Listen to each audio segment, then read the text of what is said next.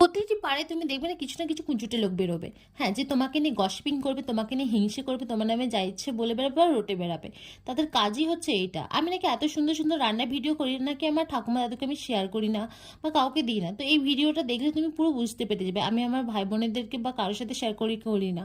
তো আমার ঠাকুমা দাদি বিশেষত ওরা হচ্ছে অনেক পুরনো যুগের মানুষ, ওরা আধুনিক খাবার দাবার খুব একটা খেতে পারেন বা সহ্য করতে পারে, পছন্দ নয় বলতে পারো।